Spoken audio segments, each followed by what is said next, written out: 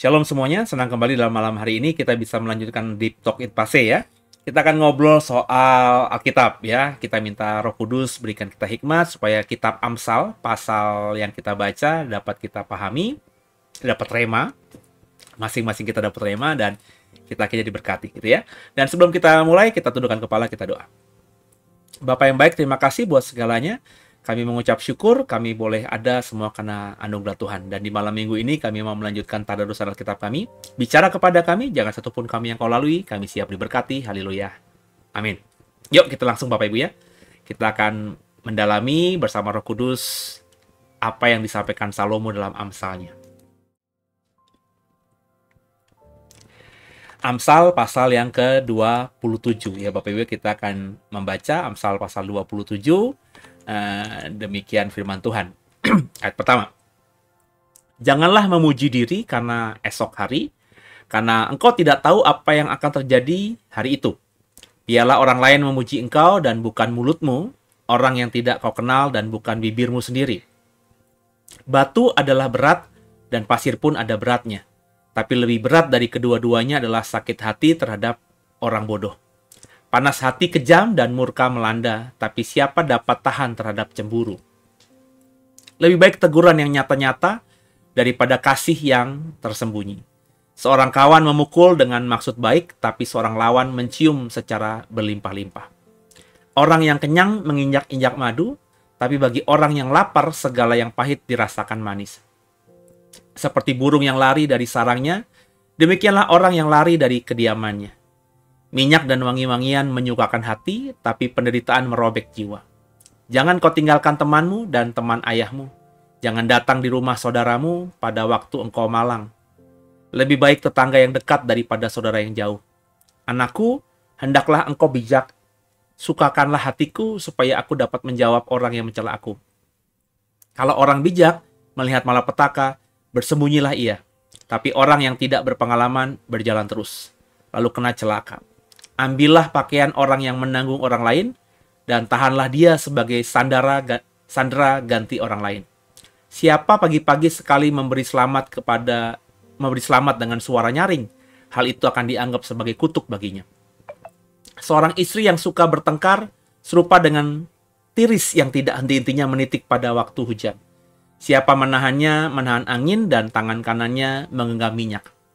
Besi menajamkan besi, orang menajamkan sesamanya. Siapa memelihara pohon ara dan memakan buahnya, dan siapa menjaga tuannya akan dihormati.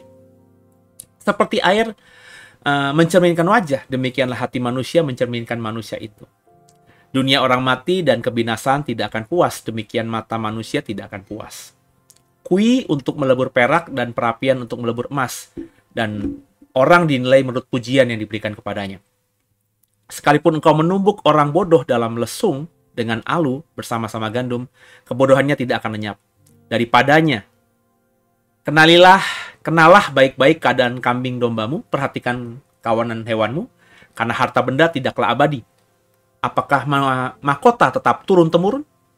Kalau rumput menghilang dan tunas muda nampak dan rumput gunung dikumpulkan, maka engkau mempunyai domba-domba muda untuk pakaianmu dan kambing-kambing jantan untuk pembeli ladang. Pula cukup susu kambing untuk makananmu dan makanan keluargamu dan untuk penghidupan pelayanmu perempuan. Haleluya, terpujilah nama Tuhan. Bapak Ibu, kita merenungkan ya apa yang kita dapatkan dari Amsal yang ke-27 ini, gitu ya saudara ya. Sama-sama kita akan coba mendalami. Nah, apa yang bisa kita dapatkan dari Amsal ini Bapak Ibu? Kita tadi membaca ya, ada kalimat-kalimat yang cukup populer. Tadi saya membaca kalimat di mana sebentar saya coba cari tadi ya.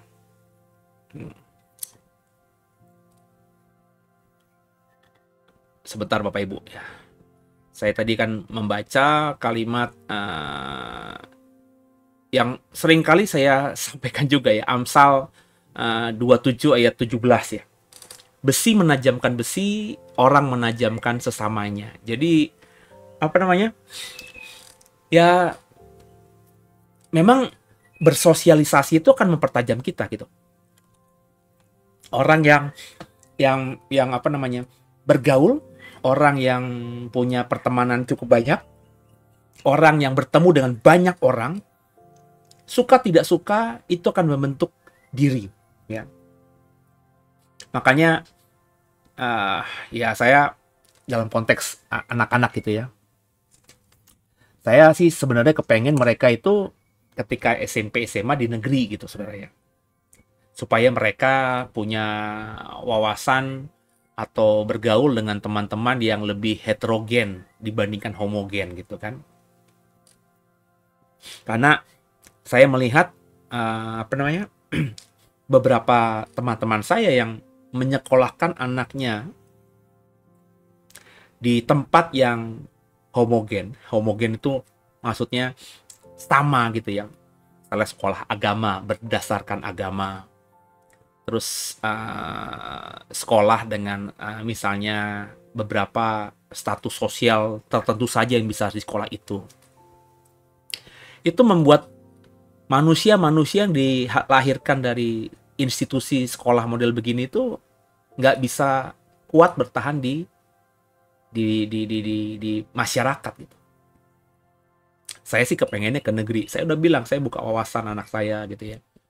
Cuma ya ketika akhirnya mereka tidak memilih gitu ya, saya belajar menghargai pandangan mereka. Saya cuma mengarahkan, tapi ketika mereka bilang enggak di sini aja Pak gitu ya, ya sudah gitu ya. Saya mengikuti pilihan mereka sambil saya tapi treatment.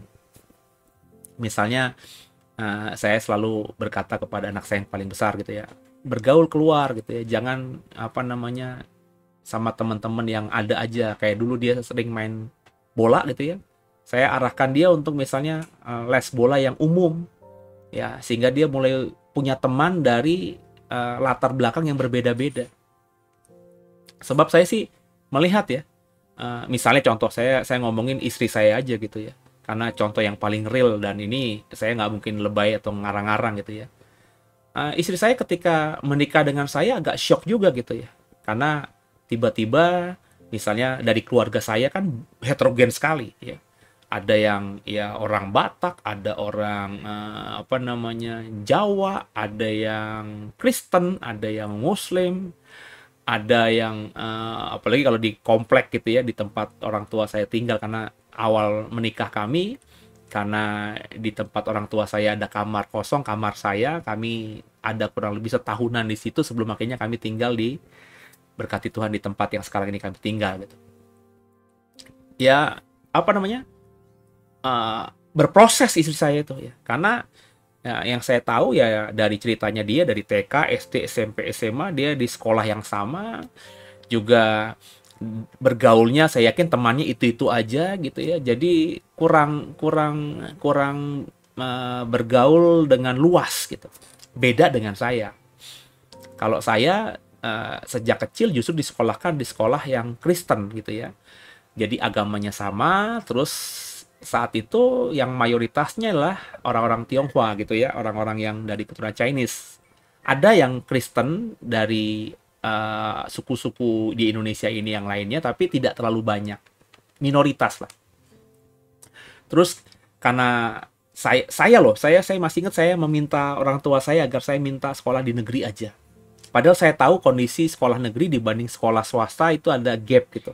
Karena yang saya tahu sekolah negeri itu apa namanya cuma temannya banyak aja gitu ya, tapi kualitas sekolahnya agak kurang kalau menurut saya ya, karena nggak ada penekanan. Dan itu sempat saya akhirnya di SMP itu agak mengalami proses adaptasi yang panjang. Bayangin selama SD 6 tahun saya itu ada PR itu harus dikerjakan. Kalau nggak dikerjakan berarti dihukum seterap. Ya, PR itu harus dikerjakan di rumah, nggak bisa di sekolah gitu ya. Kecuali PS gitu ya, pekerjaan sekolah, pekerjaan rumah itu. Dan setiap hari ada seperti itu. Tiba-tiba masuk ke SMP saya juga bukan SMP yang biasa. Kalau Bapak Ibu tinggal di Jakarta Barat ya, terus tinggalnya di daerah Kemanggisan, itu ada SMP 111. Di zaman saya itu nomor 1 di Jakarta Barat. SMP negeri ya, tapi ya nomor satu. Jadi masuk ke sana, saya di SD itu cuma ada AB. Jadi maksudnya kelas 1 AB, kelas 2 AB, kelas 3 AB, kelas 4 AB, kelas 5 AB, kelas 6 AB gitu ya. Dan saya hampir kayaknya saya selalu di A gitu ya, nggak pernah di B ya. Dan seingat saya teman saya ya nggak tahu ya, saya sih merasa aja kalau udah ditaruh di 1A ya kurang lebih 80% temannya itu aja. Kecuali memang ada 1-2 yang berbeda. Dan teman saya di sekelas itu, seingat saya di SD itu ya cuma sekitar 20-an. Ya, 20 berapa gitu ya. Nggak terlalu banyak lah begitu. Jadi total satu angkatan itu mungkin sekitar 50-an dengan AB tadi, kelas AB. Terus tiba-tiba saya masuk di SMP negeri, di mana saya tahu ketika saya baru pertama kali itu ada penataran P4, ternyata saya ditaruh di 18. Kelas 18. Itu bukan kelas terakhir, saudara, karena ada 19. Bayangin Bapak Ibu, jadi ada 9 kelas di kelas 1 SMP di 111 di angkatan saya, tahun 80-an berapa gitu, lupa. Dan satu kelas itu isinya 48. Bayangin Bapak Ibu. Jadi saya di satu angkatan itu hampir ada 400 orang lebih, saudara. Satu angkatan. Jadi kalau kelas SMP satu kelas 1, kelas 2, kelas 3, itu 1.200-an. Dan itu shock terapi juga buat saya ya. Karena di SD, saya udah pas kelas 5, kelas 6 juga ngerasa paling senior banget gitu ya. Ya muridnya itu aja gitu ya, nggak terlalu banyak. Tapi tiba-tiba masuk di sebuah sekolah di mana kalau pas upacara itu ada 1000-an orang ya yang upacara, banyak sekali ya. Ngapalin satu kelas aja belum tentu hafal, apalagi kalau teman-teman lain yang tidak pernah sekelas. Jadi kan ada dengan sekitar 400-an teman di SMP itu kan nggak semuanya pernah sekelas. Jadi ada yang saya tahu mukanya tapi saya nggak kenal gitu. Jadi ada yang selama 3 tahun kami bersekolah bersama di sekolah itu, tapi nggak pernah bertegur sapa juga, nggak pernah ngobrol. Bisa saja kan, Bapak Ibu, apalagi kalau laki-laki dan perempuan gitu ya. Nah, kalau di laki-laki mungkin nongkrong pernah, main bola, main volley ya di luar jam sekolah. Tapi kalau sama teman cewek kan jarang sekali. Jadi nggak semua teman cewek atau cowok bahkan di angkatan saya itu saya kenal, karena ada sekitar 400-an orang ya. Kecuali pernah satu kelas, paling nggak pernah ngobrol lah, paling nggak pernah ketawa-ketawa kalau sekelas. Tapi kalau banyak seluruhnya ya tentu agak-agak aneh gitu saudara ya. Jadi aneh saya gitu. saya apalagi orangnya dulu agak-agak introvert, tidak terlalu ekstrovert. Saya bukan orang yang suka bergaul, orang yang suka ngobrol. Saya merubah kebiasaan saya itu mati-matian, sehingga sekarang saya meskipun masih agak sedikit introvert gitu, tapi untuk ngobrol sama orang ya agak terbisa ya, meskipun membuka diri untuk ngobrol semua tentang diri saya nggak bisa, kecuali saya udah kenal banget dia gitu. Nah, dikatakan tadi besi menajamkan besi, manusia menajamkan sesamanya. Artinya kan kita diingatkan di sini bahwa ya untuk bisa semakin jadi manusia yang tajam, kita harus banyak bergaul. Ya meskipun bergaul juga kita pilah-pilah ya, karena pergaulan yang buruk juga merusakkan yang baik. Tapi kan bukan berarti kita mengungkung diri atau hanya bergaul di satu komunitas saja. Harus terbuka. Meskipun harus diakui setelah usia mendekati setengah abad ini ya, pertemanan kita semakin mengerucut. Ya, saya sampai sekarang masih berteman dengan teman-teman SMA. Ini lagi ada pemilihan ketua alumni ya. SMA 78 SMA saya. Itu SMA 78 kan kalau dihitung dari awalnya itu udah mungkin puluhan ribu alumninya. Mungkin ratusan ribu kali. Dan saya diundang untuk sama rekan-rekan seangkatan, ayo aktif dong gitu kan ya. Nah, saya coba mikir apa untungnya, urgensinya. Saya nggak suka berorganisasi. Di gereja aja saya tidak terlalu suka berorganisasi. Jadi dalam pertemuan-pertemuan sinode itu saya males gitu ya berorganisasi, kecuali memang urgent, penting sekali. Tapi kalau cuman pertemuan-pertemuan saya nggak mau, dan ditunjuk jadi pengurus apapun saya juga menolak gitu ya. Karena memang saya saya sudah cukup berorganisasi, dan saya tidak terlalu nyaman dengan organisasi itu, sehingga ketika di gereja pun saya juga nggak mau gitu. Saya paling apa namanya, paling paling males lah kalau ngomongin soal organisasi, karena banyak kepentingan di situ ya, dan passion terutama panggilan saya bukan di situ, jadi saya tidak pernah mau. Ya, ini aja jadi gembala aja sebenarnya kan saya nggak mau gitu ya. Karena saya juga apa tidak terlalu suka apa namanya hal-hal seperti ini. Saya lebih suka yang tadi ya, karena saya mungkin latar belakangnya agak introvert gitu ya, lebih suka yang ya kayak gini, kayak ngajar gini ya. Tidak terlalu bertemu banyak orang. Makanya ketika ada pandemi COVID-19 kemarin, saya termasuk orang yang bisa mensyukuri gitu ya, karena saya cepat bisa beradaptasi dengan memakai pelayanan digital ini sebagai salah satu sarana untuk melayani Tuhan. Dan saya jujur lebih nyaman begini. Meskipun saya juga nyaman khotbah dilihat banyak orang, karena saya dulu kan dari gereja yang memang seperti itu dan jemaatnya banyak sekali. Jadi khotbah didengar atau dilihat oleh ribuan orang, belasan ribu orang itu hal yang biasa ya.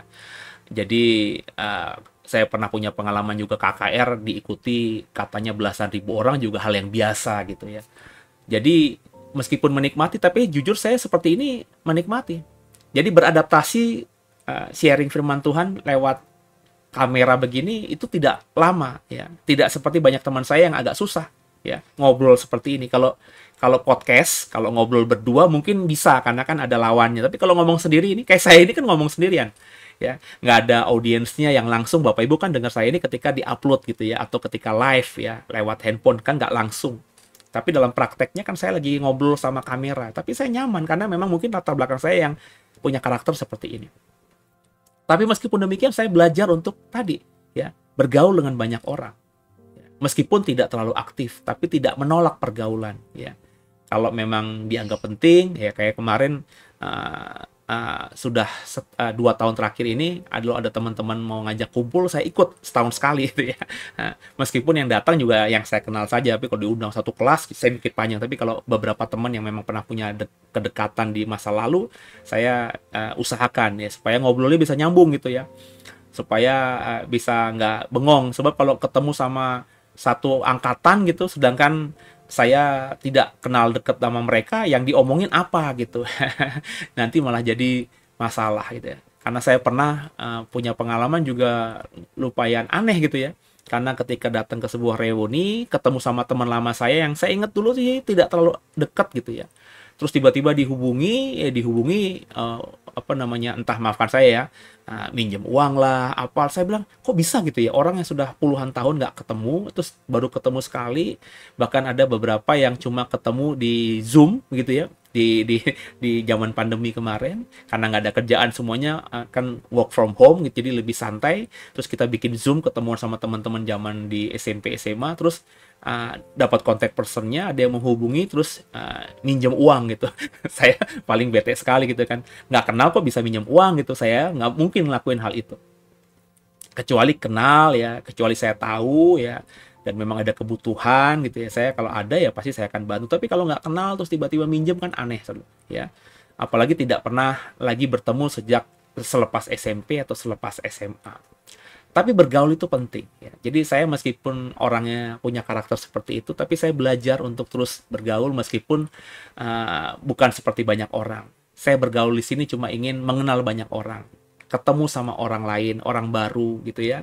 Saya mulai belajar untuk menikmati. Ketika dulu saya masih sering pelayanan ke daerah, saya paling senang banget itu kalau diajak gembalanya untuk ketemu ke rumah-rumah jemaat, datengin satu persatu, terutama kalau itu dilakukan di kampung-kampung. Saya mission trip ke kampung. Kalau pelayanan di kota, diundang gereja besar di kota, saya hampir nggak pernah dikenalkan sama apa namanya, dibawa dalam kunjungan rumah-rumah ke orang-orang, karena mungkin takut banyak hal. Karena ada banyak pendeta juga begitu Bapak Ibu, yang diundang sama tuan rumahnya, gembala setempat. Yuk Pak, sekalian kita kunjungi rumah ini, rumah ini, rumah ini. Terus pas dikunjungi, bertukarlah informasi, nama, nomor telepon, segala macam, dan kemudian dihubungi. Dan saya sering mendengar itu. Jadi ada orang misalnya pendeta Jakarta diundang ke Manado, diundang ke Surabaya, terus kemudian karena kenal sama beberapa jemaat di sana, akhirnya gembala atau pendeta tamu ini bikin pelayanan di kota itu. Padahal dia di sana sebagai orang yang diundang. Ini bagi saya aneh gitu ya. Saya berkali-kali bahkan diajak sama jemaat, misalnya contohnya saya pernah di Manado ya, diajak sama beberapa orang di sana, ayo kita bikin pelayanan Pak. Saya bilang ayo gitu, tapi bukan saya, kamu gitu ya. Kalau kamu yang maju ya ayo, sebab kalau saya yang ke sana, saya sendiri saya nggak mau gitu. Pertama bukan panggilan, dan kedua tidak enak dengan teman saya yang membawa saya ke sana, karena dia kan punya pelayanan di sana. Jadi saya nggak pernah mau. Jadi ketika akhirnya saya nggak mau, ya mereka mundur satu persatu. Ya, padahal maksud saya kalau kamu memang dipanggil Tuhan buat pelayanan dan belum punya belum punya daya tarik misalnya gitu, tanda kutip ya, magnet gitu ya. Ya udah, saya siap membantu gitu ya. Nanti saya datang sekali dua kali gitu ya. Nanti kalau sudah ada ya kamu gembalakan gitu ya. Nah kalau begini mungkin saya akan kerjakan. Tapi kalau mereka yang meminta saya menggembalakan, ya misalnya di Manado, di Surabaya, di Batam, ada beberapa kota-kota lain di Jawa juga banyak sekali ya yang meminta untuk saya membuat cabang gitu ya, Due di sana. Cuma bagi saya yang ngapain gitu loh ya. Sebab kalau saya harus menggembalakan juga kan tanggung jawab saya, sedangkan yang di Serpong aja, yang jemaatnya nggak banyak aja, saya agak kesulitan itu mengunjungi. Saya relatif bukan gembala yang sering mengunjungi rumah jemaat, kecuali ada khusus ya. Sebab ya tadi ya Bapak Ibu, karena karakter saya mungkin juga, terus juga mungkin memang calling saya yang memang tidak kuat di penggembalaan. Tapi saya berusaha memperhatikan, kalau sakit ya saya perhatikan, kalau di rumah sakitnya saya pasti kunjungi ya. Kalau di rumah sudah tidak ada yang harapan lagi juga saya kunjungi. Bahkan jemaat yang orang tuanya nggak saya kenal pun kalau minta didoakan saya akan datang gitu ya, melayani. Tapi kalau untuk mengunjungi langsung gitu ya, bertamu gitu ya, saya merasa gimana ya. Mungkin karena saya juga tidak suka dikunjungi. Saya tuh nggak tahu ya, risih gitu kalau dikunjungi orang gitu ya. Entah kenapa dari dulu sejak saya masih belum punya rumah, masih rumah di orang tua saya tuh gak, kalau teman-teman saya ke rumah tuh ngapain gitu. Ya paling yang kalau ada teman yang ke rumah saya itu sahabat saya atau dulu pacar saya gitu ya. Jadi karena deket sekali ya, dibawa ke rumah tuh nyantai aja. Tapi kalau rumah dijadikan base camp, seperti beberapa teman saya kan rumahnya jadikan base camp, kalau kumpul-kumpul di sana itu saya agak gimana ya. Nah, seumur-umur saya sekolah, terus rumah orang tua saya didatangi sama teman-teman yang jumlahnya banyak. Itu ketika akhir menjelang saya selesai SD. Jadi teman-teman saya kelas 6 SD itu, karena saya kan ikut antar jemput.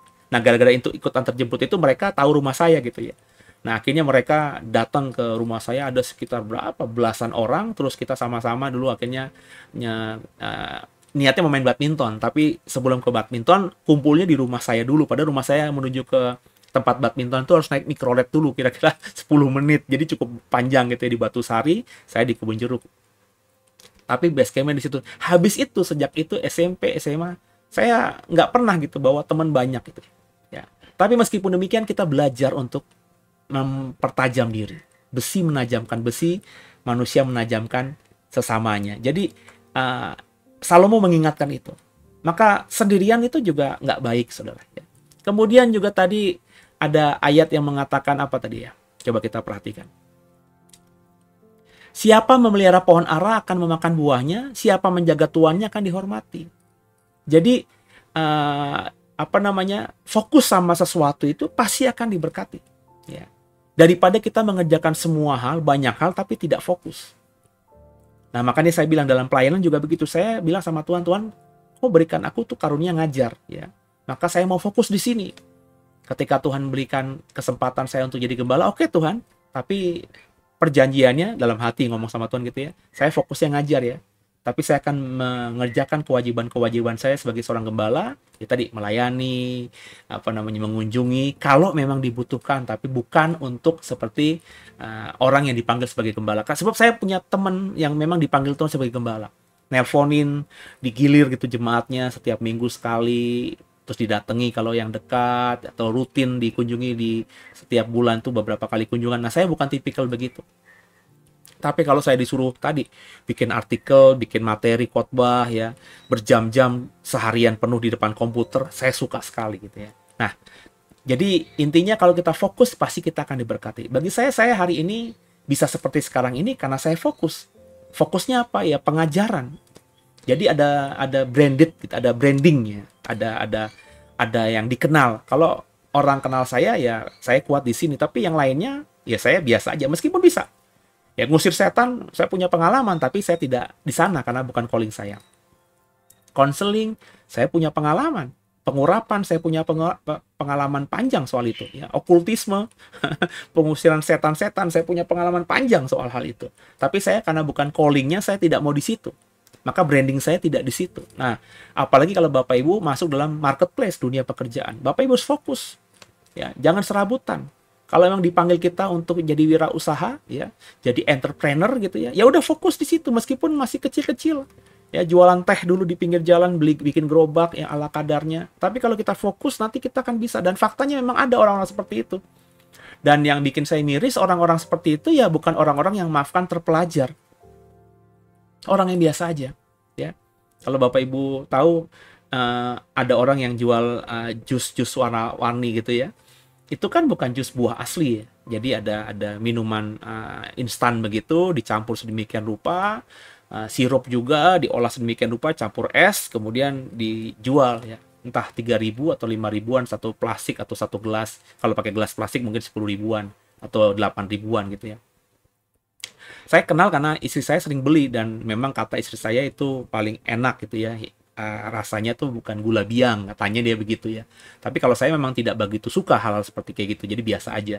Dan orang itu ya udah punya beberapa cabang ya, cepat sekali. Terus istri saya kemarin ketika akhir tahun kemarin kan teh Solo itu kan ngetop sekali dan saya emang suka sama teh ya. Saya penikmat teh ya, meskipun sekarang ini saya batasi aja. Dulu hampir setiap hari saya minum teh manis. Mau teh manis anget kah, teh manis es teh manis kah, saya minum setiap hari ya. Tapi ketika sudah umur berapa ya kemarin ya, mendekati 40-an, berarti 10 tahun yang lalu lebih ya, belasan tahun yang lalu, saya kalau minum teh itu hanya kalau lagi makan di luar. Misalnya ada berkat ngajak anak makan di restoran, makan di warung gitu ya. Nah saya baru mesen es teh manis. Tapi kalau sehari-hari nggak pernah gitu ya, nggak pernah beli ya. Pernah bikin tapi nggak setiap hari gitu loh. Jadi seminggu paling sekali, itu juga jarang sekali yang bikin di rumah gitu. Hampir-hampir nggak pernah, kecuali kalau keluar. Nah makanya tadi ya apa namanya,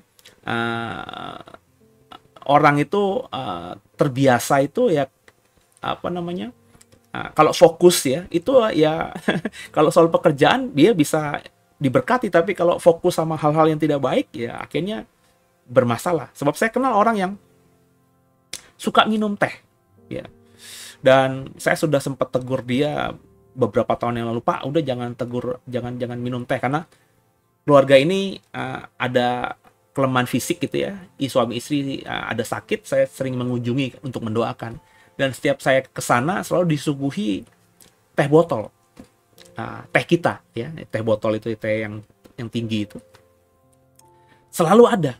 Dan padahal saya lihat nggak apa namanya, nggak ada warung di kiri kanannya. Terus saya selalu perhatikan diambil dari kulkas, berarti kan stok ya.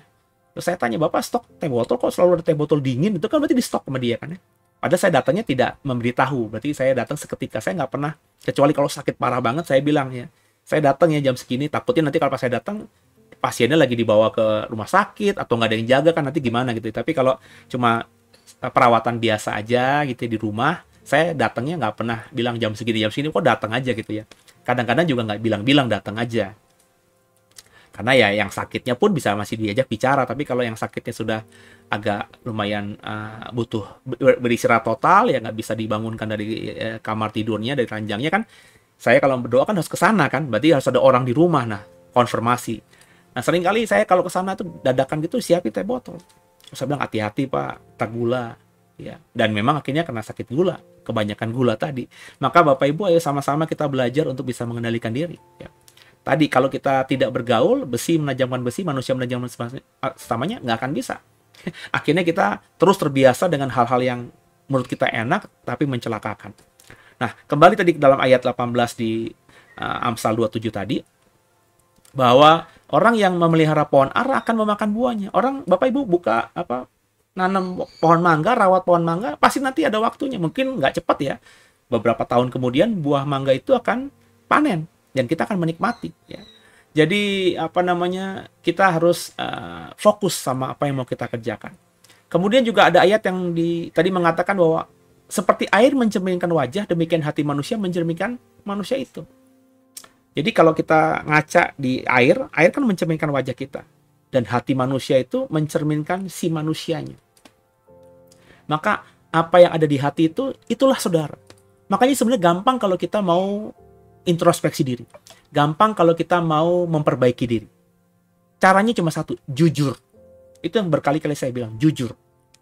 Kita nggak bisa memperbaiki diri dari misalnya hasil ikut sekolah kepribadian, hasil didoakan pendeta, ditumpangi tangan pendeta, nggak bisa. Kita bisa berubah jadi manusia yang baik ketika si manusia itu, dalam hal ini kita, mulai belajar jujur menilai diri. Nah kalau kita jujur kan kita bisa menilai isi hati kita. Kok gue jahat mulu ya sama orang itu ya? Kok pikiran gue negatif sama dia ya? Kok gue tuh bawaannya senewan mulu ya? Itu kan jujur.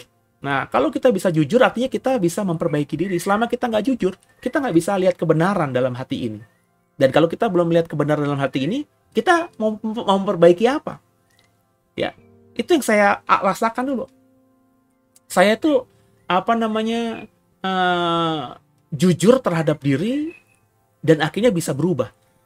Saya bilang dulu, waktu kecil saya tidak berbuat dosa yang aneh-aneh, yang gimana gitu. Tapi, nyuri dikit gitu loh. Saya lemah soal uang. Jadi misalnya ya, ada uang 500 saat itu di atas kulkas, saya ambil gitu ya. Tapi ya nggak buat apa-apa gitu ya. Dan bagi saya dulu juga ya uang orang tua juga ya, dibeliin buat nambah-nambah beli bakso, atau di zaman waktu kecil ya beli-beli kelereng atau beli layangan gitu. Tapi itu kan salah gitu ya. Dan gara-gara itu saya akhirnya tidak bisa megang uang. Dalam artian uang itu kalau saya pegang cepat habis. Ya, saya nggak tahu dari dulu tuh sama uang tuh gampang banget. Saya sejak SMP, SMA, kuliah itu nyari duit itu gampang banget gitu. Ya saya pokoknya di zaman SMA, di mana orang-orang belum bisa beli parfum sendiri, belum bisa beli, dulu ada pulpen Parker, saudara ya. Saya sudah bisa beli sendiri ya. Di zaman SMA orang-orang itu, anak-anak zaman saya belum punya pager, saya sudah punya pager. Zaman kuliah orang-orang belum punya handphone, saya sudah punya handphone. Dengan usaha sendiri ya. Jadi agak mudah memang mencari uang, tapi tadi saya nggak bisa megang uang. Kalau udah megang uang tuh habis aja ya, buat traktir temen lah, nongkrong sama temen lah, beli ABCD yang kadang-kadang nggak penting ya. Nggak bisa disimpan, nggak bisa dibuat investasi karena langsung lepas saja. Nah itu kan kelemahan. Dulu saya sebelum bertobat nggak tahu itu kelemahan ya. Saya pikirlah uang lah, toh kita nggak fokus sama uang lah gitu kan. Orang beriman kan begitu ya. Tapi itu kelemahan. Dan kita akhirnya saya mulai akhirnya menyadari bahwa itu kelemahan ketika saya terus semakin dekat dengan Tuhan. Diingatkan terus. Dan mulai jujur akhirnya, iya gue lemah soal uang. Maka sejak saya tahu saya lemah soal uang itu, saya berusaha menjauhi diri saya dengan uang. Ketika saya menikah, uang yang megang istri saya. Awal-awal. Meskipun sekarang juga ada yang saya pegang gitu ya. Terus juga ketika dulu saya megang sebuah sekolah teologi ya, itu nomor buku tabungannya saya pegang, tapi yang megang ATM-nya, yang yang bisa narik dan juga bisa kontrol uangnya, bendahara atau tim saya. Jadi saya cuma tiap minggu itu minta OB, bukan OB lah ya, mahasiswa yang saya kasih beasiswa untuk juga sekaligus bantu saya di kantor, ya bersih-bersih kantor, tidur juga di gereja, untuk tolong diprintin di bank gitu. Jadi saya setiap minggu tuh dapat laporan dari buku tabungan yang saya pegang gitu ya. Meskipun saya bisa ngambil dengan buku tabungan karena itu atas nama saya gitu ya, tapi saya tidak pernah lakukan karena ATM-nya juga yang megang kan tim saya gitu ya. Nah, kenapa begitu? Karena saya merasa kalau saya pegang takutnya saya pakai untuk hal-hal yang nggak penting-penting gitu. Ya, apalagi dulu ketika saya dipercaya menjadi pengurus STT itu kan memang nggak tahu, seperti saya bilang, saya nyari uang tuh gampang. STT lain tuh buka sekolah nyari mahasiswa susah, tapi nggak tahu pas yang saya bikin itu angkatan pertamanya aja sudah banyak Jadi ada nilai plus-plusnya gitu ya. Saya bisa menghidupi sekolah itu sendiri tanpa bergantung sama gereja. Gereja cuma membayar bulanan, bulanan ini apa namanya? Listrik, segala macam, AC ya. Tapi untuk apa namanya? gaji dosen, untuk biaya apa? Alat tulis kantor ya. Juga uh, bayar uang makan staff itu kita. Kalau staffnya dibayar gereja, ya gereja memberikan bukan gaji lah, persembahan kasih lah, nilainya nggak seberapa. Karena saat itu saya yakin tidak sesuai dengan UMR ya, di bawah UMR, tapi kita lakukan karena itu bagi saya untuk wujud pelayanan. Tapi saya bisa mandiri untuk bayar dosen, dan dosen yang saya bayar itu saat itu nilainya jauh lebih tinggi dari bayaran dosen-dosen tempat lain gitu ya, di STT lain. Intinya bisa mandiri, tapi karena ada uang itu ketika renov saya kepengen beli lukisan ya, lukisan ya Yesus lah gitu ya, ditempel di situ. Jadi memang untuk keperluan institusi, kayak dulu kita beli toa ya, untuk apa namanya, kalau kita ibadah Padang segala macam bisa pakai toa. Jadi beberapa inventaris yang dimiliki STT itu ya kita belikan, buku-buku terutama ya, karena kita dulu nggak punya perpustakaan. Sedangkan mahasiswa kami itu banyak yang dari luar kota ya, intinya merantau ya, beli buku aja susah, makan aja susah, apalagi beli buku. Maka kami berusaha mengusahakan beli buku-buku yang penting-penting gitu ya. Nah, jadi kelemahan saya di situ. Makanya saya memahami ketika jujur, oke Tuhan, kelemahan gue di sini, tolong agar bisa dibereskan lewat pertolongan Roh Kudus, dan saya juga mulai agak sedikit menjauh. Sekarang ini kalau saya sudah punya uang ya, saya bisa menahan diri tuh. Ya apakah mungkin karena kedewasaan, tapi karena saya yakin juga saya melewati fase itu. Fase menyadari bahwa saya lemah di uang itu, supaya saya harus bisa mengkoreksi diri. Nah, bagaimana Bapak Ibu? Salomo mengingatkan kita hari ini untuk apa namanya, belajar bahwa seperti air mencerminkan wajah dan hati mencerminkan diri. Maka kalau kita mau berubah, jujurlah dengan isi hatimu, maka dengan jujur kita akan bisa merubah diri kita menjadi pribadi yang lebih baik. Hari ini pun saya masih terus belajar ya, memperbaiki diri. Karena kalau kita benar-benar mau fokus menjadi pribadi yang baik dan kita mau jujur, pasti ada, tetap ada lah ya. Itu yang namanya sesuatu yang dalam di hati kita, wah ini masih belum beres nih. Ini yang harus gue bereskan.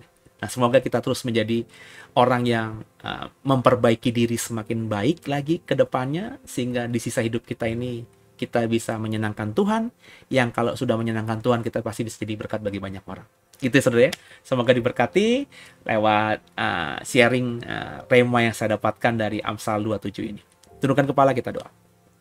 Makasih Tuhan buat malam minggu ini. Kami diingatkan kembali tentang beberapa hal yang Amsal Salomo sampaikan. Terima kasih, mampukan kami jadi pelaku firman, bukan cuma jadi pendengar firman. Dan berkati ibadah besok hari Minggu Tuhan, jam 11 maupun jam 7 malam. Kami doa agar ibadah yang dilakukan The Way bisa memberkati banyak orang, nama Tuhan dipermuliakan. Dan juga pakai pelayanan The Way agar bisa mengakses atau diakses oleh banyak orang, semakin banyak orang. Izinkan juga Tuhan banyak orang yang Tuhan percayakan kepada kami untuk kami gembalakan, kami ajar lewat menjadi jemaat, sehingga akhirnya pelayanan kami ini benar-benar semakin kuat, dan karena kuatnya pelayanan kami akan bisa menyenangkan Tuhan lebih lagi ke depannya. Terima kasih buat segalanya, berkati semua gereja yang besok melayani Tuhan, agar semua gereja juga diberkati Tuhan dengan luar biasa. Ampuni salah dosa kami, Yesus Kristus adalah Tuhan Juru Selamat kami yang hidup, dan ke dalam tangan-Mu lah kami serahkan tubuh, jiwa, dan roh kami. Haleluya. Amin. Demikian Bapak Ibu, sampai jumpa di Kamis, Jumat, Sabtu minggu depan. Oh ya, Jumatnya nggak ada ya, karena Jumatnya di Jumat Agung ya. Jadi ketemu di Kamis dan Sabtu minggu depan ya. Sampai jumpa, God bless you.